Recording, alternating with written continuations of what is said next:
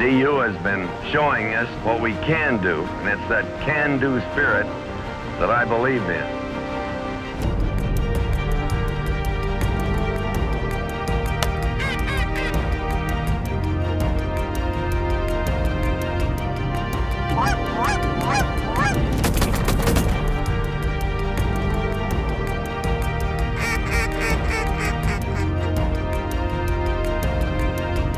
Take it.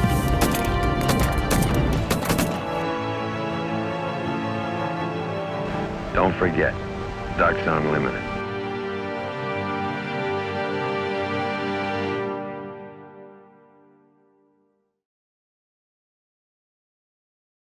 Welcome to Ducks Unlimited Television. I'm Ainsley Beeman.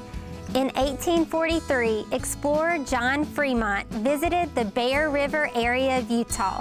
He wrote, "Waterfowl made a noise like thunder. The whole scene was animated by waterfowl." These days, 35 species of waterfowl, as many as 4 million birds, still use the wetlands associated with Utah's Great Salt Lake every year. Next, join Field Hudnall as he experiences this jewel of the Pacific Flyway. And then it's off to the Canadian prairies with Zach Peterson. Saskatchewan is a rich starting point for many of North America's waterfowl, including many that migrate through Utah.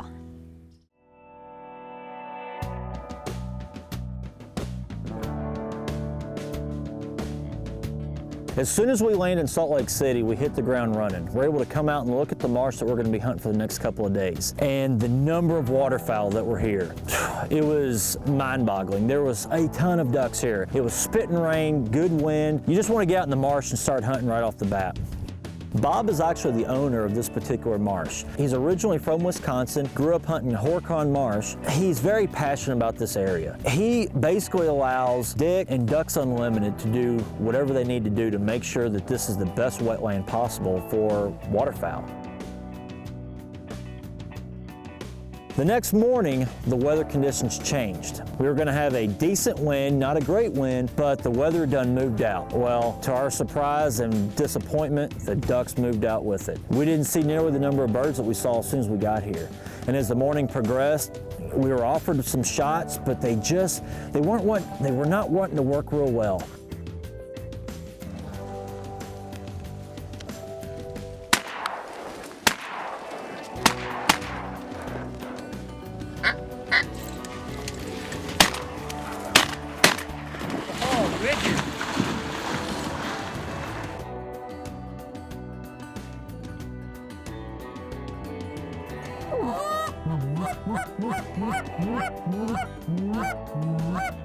We had a beautiful morning, had a good time out in the marsh, and I mean, you can't complain about that.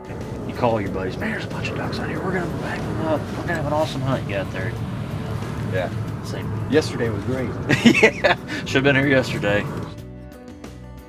Pretty girl. Pretty girl. Tell me a little bit about frag. It's an invasive species. It was originally brought in for erosion control into the United States. If you're not careful, it'll just take over an area. And it becomes very thick, very monotypic, nothing else in it. Not good for duck, Right. Not good for mice. There's a lot of wildlife areas here too, waterfowl management areas. So the public hunting around the Great Salt Lake is real good too. It's not only great for the members, but it's also great for the public hunters around as well. If you can hold ducks and keep ducks in the area, it's good for everybody. Absolutely. Even as we're here talking, there's planes flying overhead. We're so close to Salt Lake City. You know, we're staying in a hotel and 15 minutes away, we've got a beautiful area like this. Yeah, it's really unique. You know, it's a blessing and a curse. You got all this area behind us along the Wasatch Front where there's millions of people. 20 minutes later, you're out here in one of the premier waterfowl areas in the world.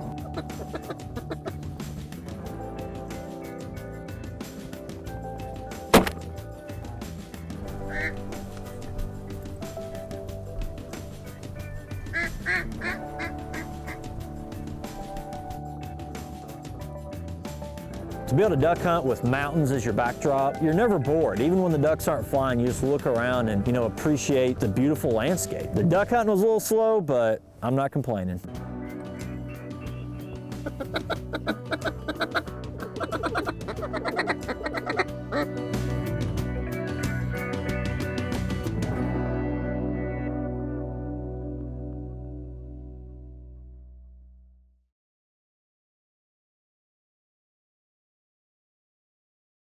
At the Foul Play Duck Club in Utah, DUTV found local duck populations scattered. Perhaps we were just behind the year's heaviest concentrations of teal and ahead of the mallard and pintail migration. But word trickled down to our Utah hunters that Zach Peterson was covered up in ducks in Saskatchewan. And was he ever? What comes next on DUTV represents some of our finest gunning of the year.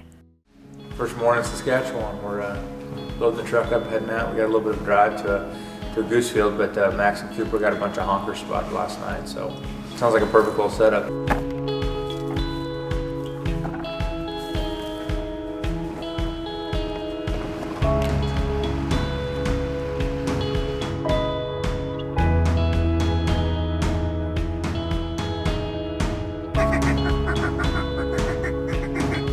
I think we got a pretty good plan. We kind of set up a little side shoot. We've got the sun coming up to the east, and with the wind kind of being a westerly type wind, we're going to set it up to where the birds are going to be coming in right to left.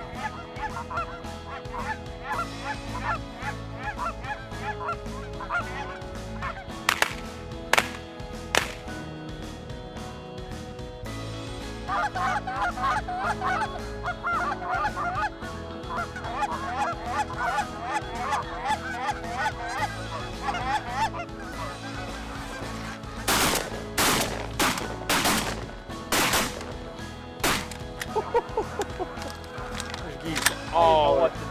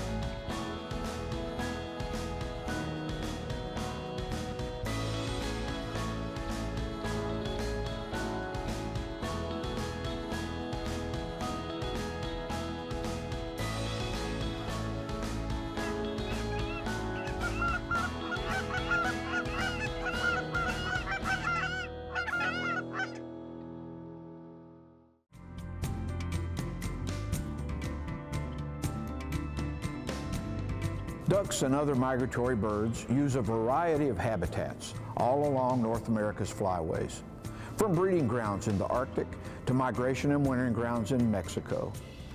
Obviously, we can't conserve and protect all the habitats on such a large landscape. So we use the latest science and technology to help us focus our work on areas that are most important to waterfowl. Hundreds of scientific studies help us understand and address the habitat needs of ducks and geese. Although we know a lot more than we did when DU was founded 77 years ago, we still have a lot to learn about how birds respond to habitat and environmental changes on the landscape. Some of the technology we use today includes radio transmitters, which allow us to track a bird's movements and habitat use throughout its life cycle. We also use Geographic Information Systems, or GIS, to understand landscape dynamics and to identify priority areas for conservation. In addition, data from band recovery studies and aerial surveys, and even economics and sociology, are helping us understand all the factors that can impact conservation success. DU has embraced an approach of constant monitoring and evaluation. This science-based approach ensures that each and every dollar you invest in conservation programs is used as effectively and efficiently as possible. To find out more about DU's science-based conservation work, visit us at ducks.org today.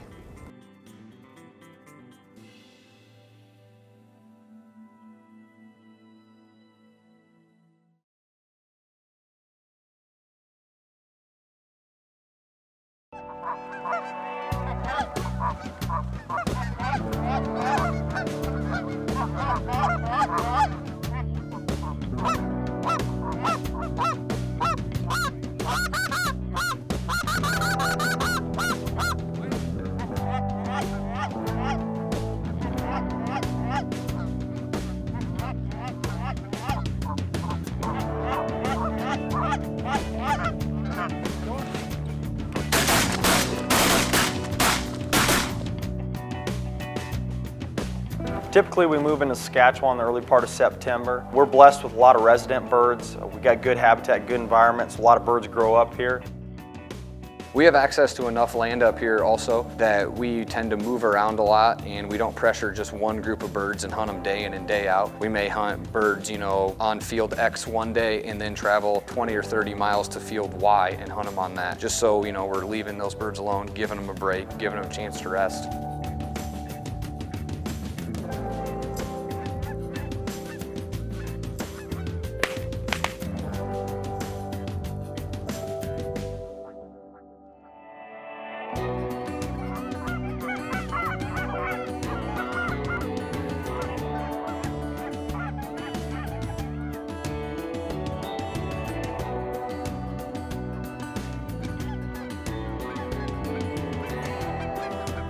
Take them.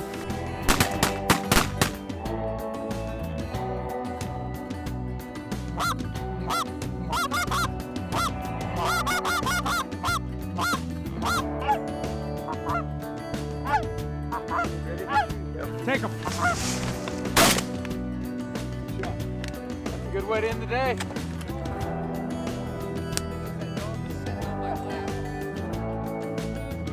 Unbelievable way to start off our trip here, and I'm here in Saskatchewan. You can't hunt geese in the afternoon, so we focused on the honkers this morning, and we got a duck shoot set up this afternoon. This is why you come up here. This is incredible. This is good stuff.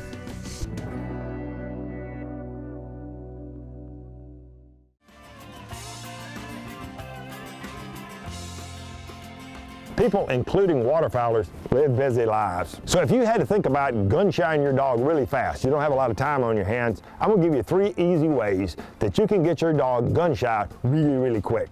Number 1, and this is commonly the way people introduce gunfire to puppies. They put their food down, let the puppy eat, and shoot a pistol off right behind its head. That's a sure way to entrench some fears. It may not show up then, but it's likely to later. Think about a child that's 3 to 4 years old eating Cocoa Puffs Saturday morning. You walk up behind him and pop the pistol. What do you think is going to happen to the Cocoa Puffs? Number 2, using something like a launcher. This is the fastest way to gun shy a dog. These are great training tools, but not to introduce gunfire. But let's say we want to get it done fast. We're going to pop this thing, the gun goes off, the crack of this thing is pretty severe. Puppy jumps and you think, hey, I'll get him over it. I'll just keep reloading and shooting over and over again. Actually, what you're doing is entrenching the fear. So if you want to entrench the fear very, very well, just stand there and keep doing it. Never shoot one of these things over a puppy's head unless you're serious about gun shying your dog. And the third one is taking a dog hunting too early, a puppy, just to stick them in the duck blind to acclimate them. Primarily, you're going to gun shy the dog, and it may not show up there, but you can really get a entrenched fear and not even recognize it. One of the ways he's in the bottom of the blind, you open 3 3-inch magnums over his head. Think about what the impact on these dogs' ears. Their hearing is so much more acute than yours. It's like hitting them in the head with a waffle bat. So, if you don't have a lot of time on your hands, these are 3 sure ways to get your dog gun shy. Now obviously, I'm not being serious here, but people keep making these same mistakes over and over again. So I thought this may be a different approach that Deke and I can teach you a little bit about the proper way of doing gunfire, which is progressive when the dog is distracted by a bumper being thrown and the gun is way away and you slowly bring it closer. Dogs learn through progression, not surprise.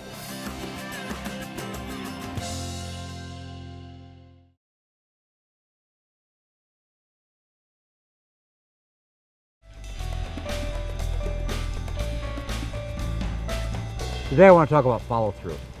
Follow-through with a shotgun is very, very important, but what constitutes a good follow-through is a little bit different than what a lot of people think.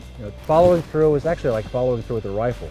It means your head stays on the gun, your eye stays on the target till all the way after that duck folds up. As long as your eyes are on the target, your gun will go to the right place and keep going to the right place. If you try to make a conscious follow-through, which is like that after you pull the trigger, it leads to trouble. It leads to a couple things. The worst is you start to try to get your lead by following through. I do this sometimes. You pull the trigger, and then push the gun out in the head of the bird. Once you pull the trigger, it's too late. That shot is gone. So what you want to do is put the gun in the right place, keep your head on it, keep your eye on the target. That way you don't lift your head up, you don't look away and make the gun shoot somewhere other than where the duck is. Sporting clays shooters say, kill it through the gun. Keep the gun up, keep your eye on the target, pull the trigger. You don't really have to make a whole lot of follow through after the shot because the duck's already dead. And that's duck gun for DUTV.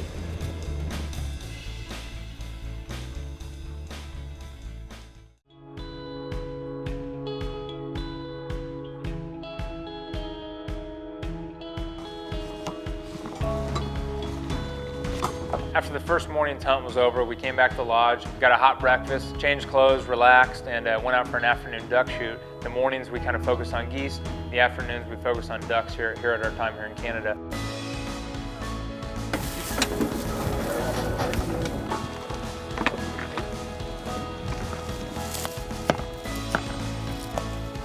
It's always a good way to start your first duck hunt of the year.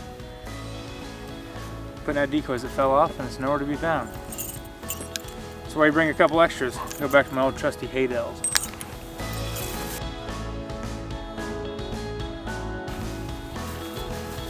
Getting ready for the afternoon duck shoot, Max and Cooper found this cut wheat field out in front of us that had a lot of mallards in it last night. And there's some sloughs right back in here behind us, and we drove up. Hundreds and hundreds got up.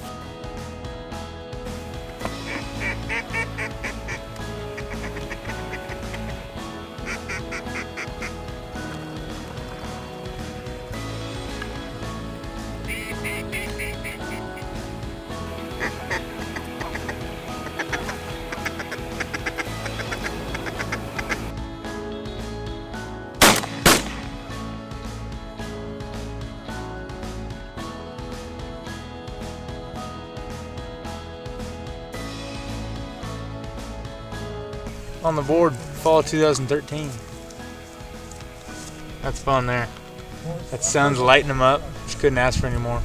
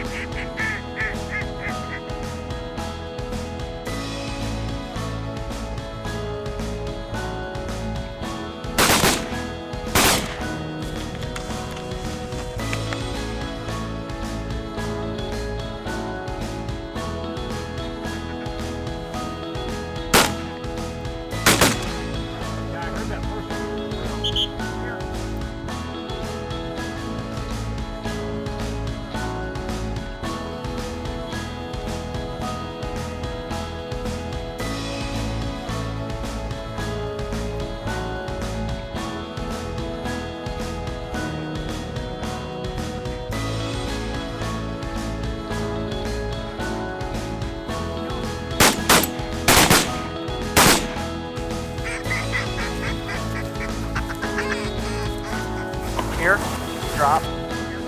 Good day so far. Hopefully we'll get some more. Now we just need a little bit bigger flock.